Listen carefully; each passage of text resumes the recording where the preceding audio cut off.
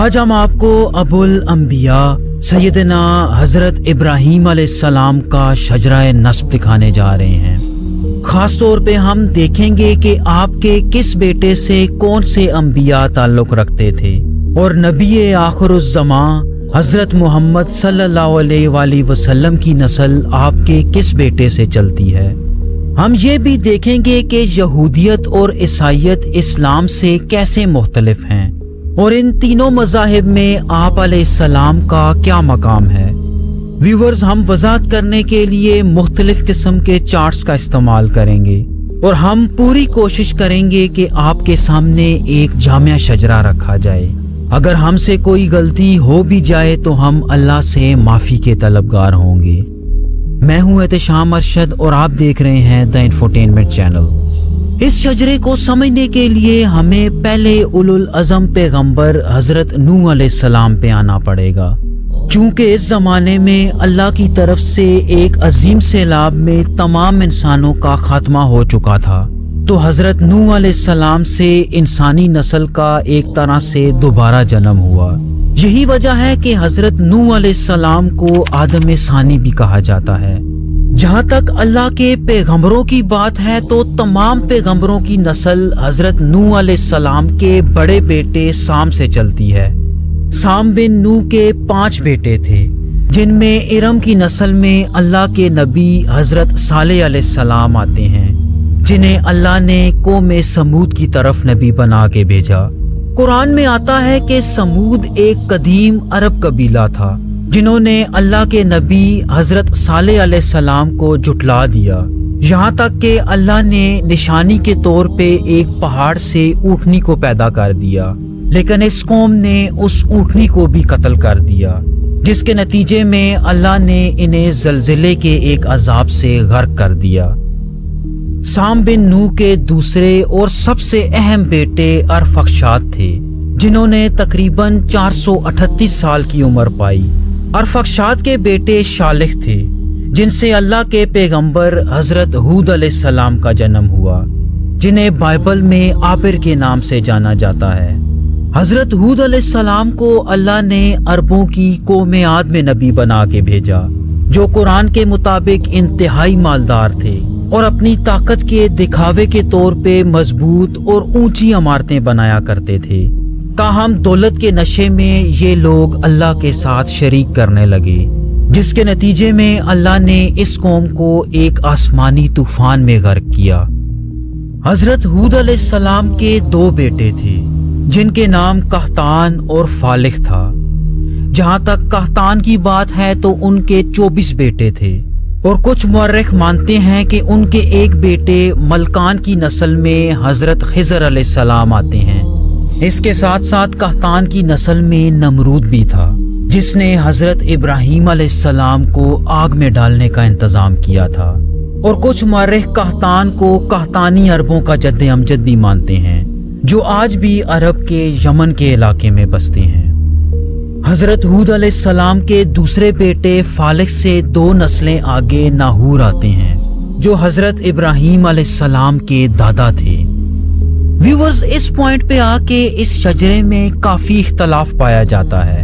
کچھ مورخ دعویٰ کرتے ہیں کہ ناہور کے 2 بیٹے آزر اور تارخ تھے، اور آپ علیہ السلام کے والد کا نام آزر لکھتے ہیں، جو کہ بت پرست تھے۔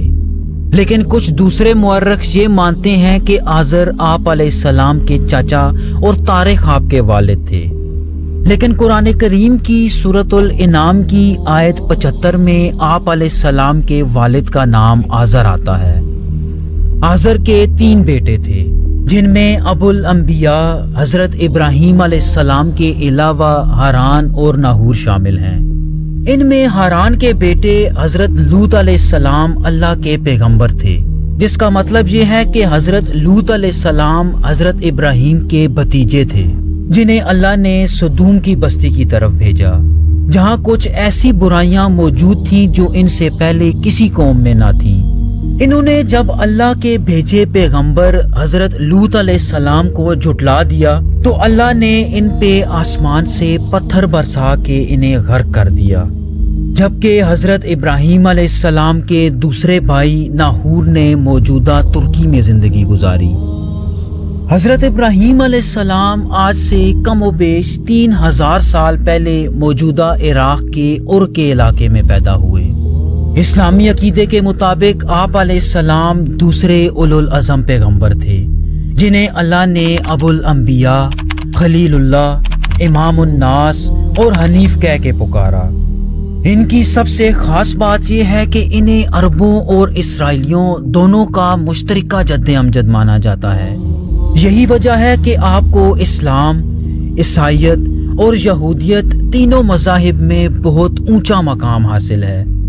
آپ علیہ السلام نے اللہ کے تمام احکامات اور آزمائشوں کو بغیر کسی ہیل حجت کے پورا کیا، چاہے انہیں آگ میں ڈال دیے جانے کا واقعہ ہو یا اپنے سگے بیٹے کو ذبح کرنا ہو، انہوں نے اللہ کے ہر فیصلے کے آگے سر تسلیم خم کیا۔ اسی بنا پہ اللہ نے انہیں آنے والی تمام اقوام کے امام کا درجہ دیا، اور یہاں دلچسپ بات یہ ہے کہ ان کے بعد آنے والے زیادہ تر انبیاء بھی انہی کی نسل سے تھے۔ آپ علیہ السلام کی پہلی بیوی حضرت سارہ علیہ السلام تھیں، جن سے شروعات میں آپ کی کوئی اولاد نہ ہوئی۔ چنانچہ آپ کی دوسری بیوی حضرت ہاجرہ علیہ السلام، جو مصر کے بادشاہ کی بیٹی تھیں، ان سے آپ کے بڑے بیٹے حضرت اسماعیل علیہ السلام پیدا ہوئے۔ لیکن پھر کچھ ہی عرصے میں اللہ نے آپ کو آپ کی پہلی بیوی حضرت سارہ سے بھی ایک بیٹا عطا کیا، جو کہ حضرت اسحاق علیہ السلام تھے۔ اسلام میں آپ کے دونوں بیٹوں کو اللہ کا پیغمبر مانا جاتا ہے، جبکہ اہل کتاب صرف حضرت اسحاق کو ہی نبی مانتے ہیں۔ حضرت ابراہیم علیہ السلام اللہ کے حکم سے اپنے بڑے بیٹے حضرت اسماعیل اور ان کی والدہ حضرت ہاجرہ کو مکہ کے علاقے میں لے آئے، اور اسی علاقے میں رہتے ہوئے حضرت اسماعیل علیہ السلام کی نسل چلتی ہے۔ یہی وجہ ہے کہ قحطانی عربوں کو چھوڑ کے اس علاقے میں بسنے والے بیشتر قبیلوں کا شجرہ حضرت اسماعیل سے جا ملتا ہے، جن میں نبی آخر الزمان حضرت محمد صلی اللہ علیہ وآلہ وسلم کا قبیلہ بنو ہاشم بھی شامل ہے۔ اس کے علاوہ چاروں خلفائے راشدین اور کئی اصحاب اکرام بھی حضرت اسماعیل علیہ السلام کی نسل سے ہیں۔ کچھ روایات میں آتا ہے کہ آپ علیہ السلام نے اپنی پہلی بیوی حضرت سارہ علیہ السلام کے انتقال کے بعد حضرت کتورہ سے شادی کی، جن سے آپ کے 6 بیٹے تھے۔ ان 6 بیٹوں میں آپ کے سب سے بڑے بیٹے مدیان کی نسل میں حضرت شعیب علیہ السلام آتے ہیں، جو حضرت موسیٰ علیہ السلام کے سسر بھی تھے۔ حضرت شعیب ان 4 پیغمبروں میں شامل ہیں جو عرب میں مقیم رہے۔ ان پیغمبروں میں آپ علیہ السلام کے علاوہ حضرت صالح علیہ السلام، حضرت ہود علیہ السلام اور یقیناً حضرت محمد صلی اللہ علیہ وآلہ وسلم شامل ہیں۔ جہاں تک حضرت اسحاق علیہ السلام کی بات ہے تو وہ اپنے والد حضرت ابراہیم علیہ السلام کے ساتھ فلسطین کے علاقے میں رہے۔ عیسائیت میں حضرت اسحاق علیہ السلام کو ذبیح اللہ مانا جاتا ہے، جبکہ اس کے برعکس اسلام میں حضرت اسماعیل علیہ السلام کو ذبح کرنے کا واقعہ آتا ہے۔ حضرت اسحاق علیہ السلام کی شادی اپنے چچا ناہور کی ایک پوتی ربقہ یا رفقہ سے ہوئی، جن سے شادی کے تقریباً 20 سال تک آپ علیہ السلام کی کوئی اولاد نہ ہوئی۔ لیکن پھر اللہ نے ایک دعا کے بدلے انہیں 2 جڑواں بیٹے یعقوب اور عیسو عطا کیے۔ آپ کے ان بیٹوں میں عیسو نبی نہ تھے، لیکن ان کی نسل میں اللہ کے پیغمبر حضرت ایوب علیہ السلام آتے ہیں۔ ویورز، بعض مسلمان مفسرین حضرت ایوب علیہ السلام کو رومیوں کا جد امجد بھی تصور کرتے ہیں۔ اگر حضرت اسحاق علیہ السلام کے دوسرے بیٹے یعنی حضرت یعقوب علیہ السلام کی بات کی جائے تو وہ اللہ کے ایک پیغمبر تھے، جن کا لقب اسرائیل تھا۔ قرآن کریم میں کل 16 مرتبہ آپ کا نام آتا ہے، اور کئی جگہ اللہ نے آپ کی قوم کو آپ کے لقب یعنی بنی اسرائیل سے مخاطب کیا۔ جہاں تک آپ کی اولاد کی بات ہے تو قرآن کریم میں آپ کے 12 بیٹوں کا ذکر آتا ہے، اور قرآن میں حضرت یوسف علیہ السلام کے علاوہ ان کے دوسرے بیٹوں کے نام نہیں ملتے، لیکن بائبل میں آپ علیہ السلام کی 2 بیویوں لیا بنت لبان اور راحیل بنت لبان کے ساتھ ساتھ 12 بیٹوں کے نام آتے ہیں۔ ویورز، یہاں دلچسپ بات یہ ہے کہ آپ کے یہ 12 بیٹے مستقبل میں بنی اسرائیل یعنی یہودیوں کے 12 قبیلوں کی بنیاد بنے۔ آپ کے سب سے پسندیدہ بیٹے حضرت یوسف علیہ السلام اللہ کے نبی تھے، جن کے نام سے قرآن میں ایک پوری سورت موجود ہے، جس میں حضرت یوسف علیہ السلام کو ان کے بھائیوں کی طرف سے کنویں میں پھینک دینے اور پھر بعد میں آپ علیہ السلام کا مصر کا بادشاہ بن جانے کا پورا واقعہ ملتا ہے۔ اور ویورز، حضرت یعقوب علیہ السلام کے ان 12 بیٹوں کی نسل میں کئی انبیاء آئے، جیسا کہ ان کے بیٹے بنیامین کی نسل میں حضرت یونس علیہ السلام، یہودا کی نسل میں حضرت داؤد اور سلیمان علیہ السلام، اور لاوی کی نسل میں حضرت ہارون، اور تیسرے اولو العزم پیغمبر حضرت موسیٰ علیہ السلام تھے، جن پہ اللہ نے پہلی آسمانی کتاب تورات بھی نازل کی۔ اس کے علاوہ حضرت موسیٰ علیہ السلام کے بھائی حضرت ہارون علیہ السلام کی نسل میں 4 پیغمبر حضرت الیاس علیہ السلام، حضرت الیسع علیہ السلام، حضرت زکریا علیہ السلام اور حضرت یحییٰ علیہ السلام آئے۔ ویورز، جیسا کہ آپ چارٹ پہ دیکھ سکتے ہیں کہ یہ تمام انبیاء حضرت ابراہیم علیہ السلام کے چھوٹے بیٹے حضرت اسحاق علیہ السلام کی نسل سے تھے، یعنی کہ یہ بنی اسرائیل میں بھیجے گئے انبیاء تھے۔ ان سب کا ذکر ہم اپنی پروفٹس فیملی ٹری کی ویڈیو میں کر چکے ہیں۔ تو اگر ہم حضرت عیسیٰ علیہ السلام کی بات کریں تو اس دور میں عیسائیت جنم لیتی ہے۔ وہ کچھ یوں کہ بنی اسرائیل میں ایک گروہ نے انہیں نبی ماننے سے صاف انکار کر دیا، جبکہ ایک دوسرے گروہ نے انہیں نبی مان تو لیا، لیکن ان لوگوں نے آپ علیہ السلام کو ماننے میں تمام حدیں پار کر دی۔ وہ آپ علیہ السلام کو اللہ کا بیٹا تصور کرنے لگے، تو ایسے حضرت عیسیٰ علیہ السلام کو نہ ماننے والے یہودی کہلائے، جبکہ آپ علیہ السلام کو اللہ کا بیٹا تصور کرنے والے عیسائیت کی بنیاد بنے۔ جہاں تک مسلمانوں کی بات ہے تو مسلمان انہیں اللہ کا نبی اور رسول مانتے ہیں۔